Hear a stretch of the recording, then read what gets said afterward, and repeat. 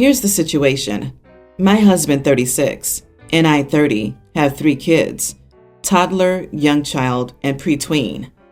I'm a stay-at-home mom full-time, and I care for the kids while my husband works full-time. My sister's wedding was last week. We live hours away, which is an issue for my husband. When we first got the invite, he told me he wasn't going. He would stay for the kids and suggested I do the same. Since the wedding doesn't allow kids, and my husband doesn't want to hire a babysitter after one robbed us, we had gone back and forth on this, but I insisted on going since she's my older sister, and I wanted to attend what might be a once-in-a-lifetime event for her. He chuckled at my statement, and then we stopped talking about it.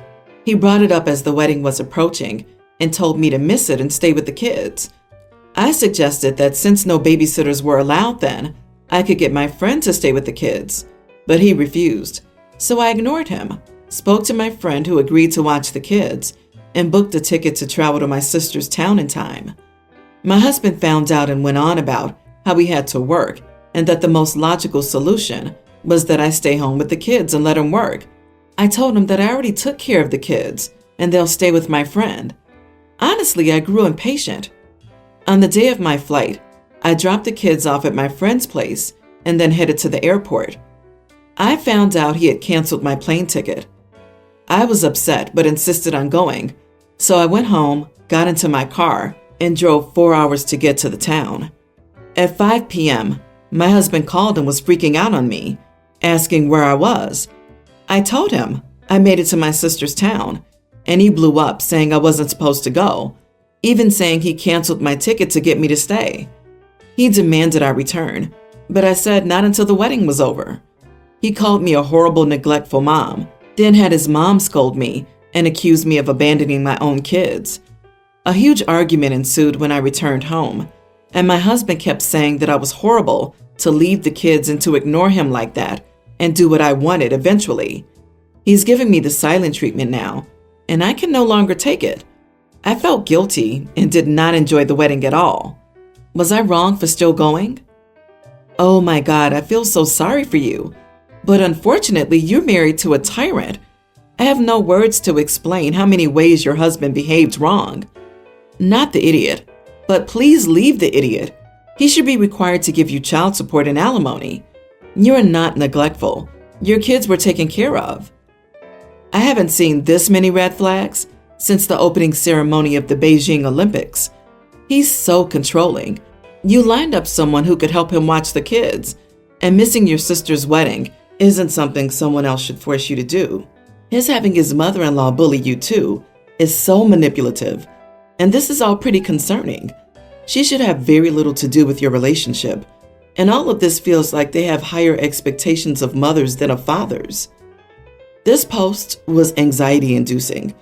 Do you realize that he essentially baby-trapped you? He's expecting you to forget about your family, any interest outside of the home, and your kids, and anything you have to do that's personal is shameful. I'm not one usually to say this because it's overused here, but this man is gaslighting you to the point that you couldn't even enjoy your sister's wedding. Please take the time to really assess your situation and get out. Get a part-time job, maybe online so he doesn't know. Get your own bank account, and when you have enough saved up, contact a lawyer about divorce and the kids. You're still young. You shouldn't have to deal with this for the rest of your life, and your children shouldn't be raised in a home where their mother's been reduced to whatever form your husband thinks is suitable. I, 32 female, am the eldest child in a family of 8. Dad, mom, 2 brothers, and 3 sisters. Our parents told me I was adopted when I was 10. After that, all my siblings knew I was adopted, but I was never treated any differently, and I never felt like I wasn't part of the family. Some years ago, Grandma, Mom's mom, passed away in her sleep very suddenly without a will. As a result, Mom had a lot of trouble with her siblings when splitting assets. It took 3 years for everything to settle down, after which Mom told us that she'd be drawing up a will to prevent the same thing from happening. Mom came home from the lawyers beaming, saying everything was settled. We were like, okay, great. But in her excitement, she started telling us who was getting what. My younger sis told her she doesn't have to tell because it's awkward, but Mom says she doesn't want any surprises and wants us to know in no uncertain terms as to what we're getting, so we don't fight and contest the will because it's final. After she finished rattling off the list, my siblings and I realized that I had been left out of it, so my oldest brother asked what I was getting. Mom stopped smiling and asked me if that was what I had asked my brother to say. I said no, I didn't, but I too am wondering why I haven't been mentioned. I don't know what happened, but something seemed to snap in her after I said that. She told me that I shouldn't be greedy and should be grateful that she raised me, because who knows where I could be and what I'm doing otherwise. I was hurt and told her that it really wasn't about the money, but leaving me out of her will was hurtful, and if she had really seen me as her child, she wouldn't have left me out and said all those awful things. Mom reiterated that the will's final and then excused herself. I left shortly after, but my little sis told me that Mom didn't come out of her room until the next day. I tried to resume things as they were, but her speech and text messages to me had become short and curt, and she no longer calls. We used to call each other regularly. Dad told me I shouldn't have been rude and disrespectful to Mom, that I broke her heart and should apologize. I told him what happened, and he said her money was her decision and that I shouldn't have challenged her. I didn't want to argue, so I said nothing. My siblings have been trying to talk to Mom and Dad about this, but it only makes them unhappier. Dad accused me of turning my siblings against them. I haven't visited my parents since the incident with my mom about 3 weeks ago, and we adult kids usually visit weekly if nothing comes up. Am I the idiot for asking about my share of the inheritance, which basically challenges my mom's right to her money and assets, and for causing this conflict? Not the idiot. Sure, your mom's entitled to split her estate up however she wants, but she started the conversation about the details of the will, not you. And it's normal for you and your brother to ask the obvious question. Your mother's a huge idiot for going straight to, "Hey, be grateful we adopted you." That's just cold, and that's an idiot reason for being inequitable in her will. On a tangent, stories like this are a great reason to talk about inheritance while everyone's still alive. Indeed and honestly, it feels like she started the conversation to let you know now that you were left out. This doesn't seem like an, "Oh, I forgot," but more like an, "This is where you stand." But she didn't count on your siblings to have your back in this, and now she's taking it out on you. Whether you know in advance or not, she knowingly meant her final message to you. You aren't my real child. Your mother's projecting her guilt onto you. She decided she only wanted to give her biological children anything, yet deep down she knew she was being crappy and unfair to you. Rather than face up to what that says about her, she's inventing reasons why she's the victim, and you're to blame and deserve nothing. She's frantically doing mental gymnastics in her head to avoid owning up to her horrible behavior. This is why she was ready to blame you from the get-go for your brother's question and snapped over nothing. Clearly, the mother has some issues. I mean, even your siblings are wondering why you're being left out. I feel like something's shady going on. Maybe your dad had an affair and you're the product of that. So your mom secretly hates you? You should get a DNA test, ancestry test, whatever will tell you the truth. My female daughter, Meg, 18, is a very active person in social causes, goes to marches and helps NGOs and homeless people. The most recent cause she embraced was the criticism of capital accumulation. My husband and I come from a wealthy background. Although our parents don't fully help, we know our privileges and the ease with which we can achieve our career and financial success. But Meg doesn't seem to understand. She often criticizes each more expensive purchase, saying that we could donate this money to needy people. I really understand her ideal, but it gets annoying all the time in any purchase she's criticizing. What she doesn't understand is that with this excess capital of ours, she has the freedom to do all this and the time without money stopping her. All the luxuries like the iPhone, car, and money are given to her so she can walk as she wants, and we agreed to help when she said she'd like to take a gap year to delve into the causes.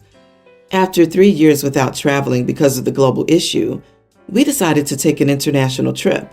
Again, Meg is talking about it being an unnecessary expense to fly business class, and that money could go to other things. She proved her point, and we decided to go economy class on a 10-hour trip. On the way to the airport, I told my husband that he could go to the gate, and I would go to duty free to see some stuff. Meg butted in and started the same rant again.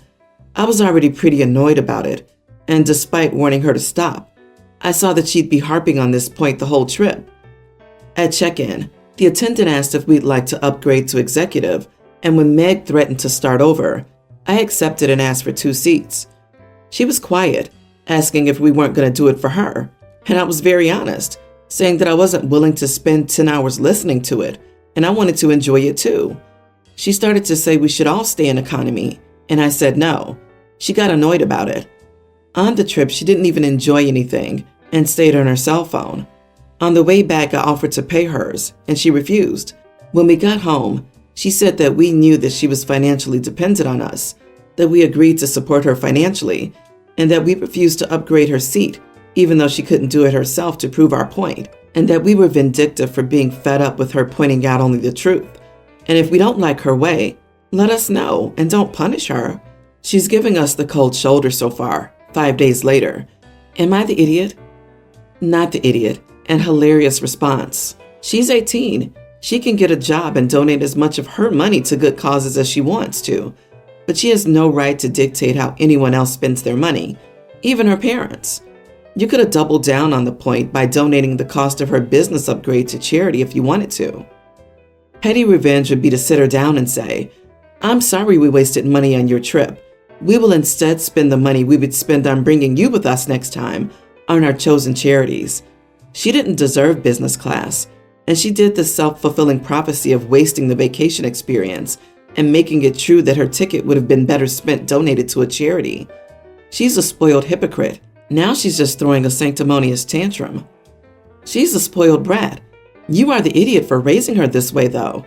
I hope you have enough money for her to live her whole life like this, because she certainly does not appear, from the short story shared, to have any connection to the working world or understanding of what life is really like for most people. It would help if you did things like this more often, and maybe she can learn reality before it's too late. I had a birthday dinner this weekend. A week before the dinner, I sent a mass text to 8 of my friends, telling them the location, date, and time, and to let me know by a certain date if they're coming, so I could make a reservation at a hibachi place. Most people said they would come. One friend said they couldn't make it, and another friend never responded. A couple of days later, I was talking to one of the friends I invited about the dinner, and they said that they thought the friend who didn't answer was coming, but they weren't sure. I said that he needed to RSVP, so I have the guest head count for the reservation. I never heard from the friend who didn't respond, so I made the reservation accordingly. I should add that before I made the reservation, I texted in the mass text chain with "last chance to RSVP. I'm making the reservation at this time today." On the day of my dinner, the friend who didn't respond showed up right as the hostess asked for the reservation's name. I told her that we had an extra person show up, and I apologized. She looked to see if she could place us all, but couldn't find a place to accommodate an extra person without us having to wait for 2 hours. So I told the friend who didn't RSVP that he couldn't join us for the dinner. He got mad and told me I was a bad friend. He told me it was embarrassing to be turned away from a birthday party and that he wasted time and gas coming out. I told him he should have RSVP'd. He told our friend that he might be going. I told him that wasn't good enough, and he should have told me. He told me that I should have asked him if he was coming. Am I the idiot? What does this guy think an RSVP is? Does he want someone to take a paper slip with, "Will you come to my birthday dinner?" Tick yes or no? Someone like this is not a friend. Not the idiot. Cut him off from your life. You don't need this toxic and manipulative embarrassment of a human being for a friend. He told someone who wasn't involved in making the reservation that he might be coming? If he can't be bothered to tell you directly, that's on him. It's common courtesy. And it isn't like you told him to leave when he showed up. Instead, you tried to get another seating and rightfully decided that a 2-hour wait would be unreasonable and rude to the others attending. You did due diligence by being nice to someone with questionable manners. He should be embarrassed by showing up and causing an issue. He could have easily avoided with a single email. How hard is it to reply with a yes? This guy was trying a power move. He had 2 opportunities to RSVP and chose not to, but told someone else maybe? Apparently, he wanted you to call him personally. I suspect he knows how reservations work and thought he was important enough to be automatically included. His move backfired. He's salty. Classic play stupid games, win stupid prizes. My daughter is a young child and just started school. My friend's kid is also starting the same year, but in another class. My friends and I picked up our kids from the same daycare, so we aren't super close, but our kids get along, so we have the occasional play dates. A few days into the start of school, my friend complained to the principal that she wanted her kid taken out of the classroom she was assigned to because the teacher was too young and didn't have kids. She didn't say anything about teaching ability, but just that the teacher was 24 and too young to be a teacher, and she didn't have kids, so she shouldn't teach her child. The principal refused to switch them because the class size was balanced between the homerooms and said he would only switch her with another kid, so one teacher doesn't get more work. So she called and demanded I agree to swap my child's classroom for hers. I asked my daughter if she wants to swap, and she said no. She's made lots of friends. It's been over a week since the start of school, and she doesn't want to leave. So I called her back to tell her I wasn't swapping, and she got angry and ranted about how her child deserved a good education and a 24-year-old had no business in the classroom. I asked her if she believed her child's teacher wasn't good, then why should I let my daughter into her class? She hung up and then came to class the next day to tell the teachers I had agreed to the switch, and the teachers called me, and I denied it and told them not to take my daughter out of her class. She called me several times and I ignored her. So, am I the idiot here? LOL, not the idiot. I don't think this person is fit to teach my child, but for yours, she'll do. If anything, a younger teacher might be more up to date on the latest methods in science in teaching young children. As a result, younger teachers are less likely to be burned out too. And 24 is not even straight out of college. She's old enough to be a mother, even if she hasn't chosen to become one. Not to mention, young teachers have the energy to keep up with the kids. Haha. I had a young kindergarten teacher and it was great. She played with us and made sure my little pre-diagnosed ADHD ball of energy self was worn out by nap time. LOL. OP, she sounds like a bad friend. I would seriously limit the interaction you and your child have with this person. My sister started teaching second grade when she was 23. Most of the kids in her class were 7 years old at the start of the school year. I remember one mom got upset at my sister saying, "You're the same age as me. You're not old enough to teach this class." My sister replied, "How are you old enough to have a 7-year-old, but I'm not old enough to teach them?" Shut that mom up pretty quickly.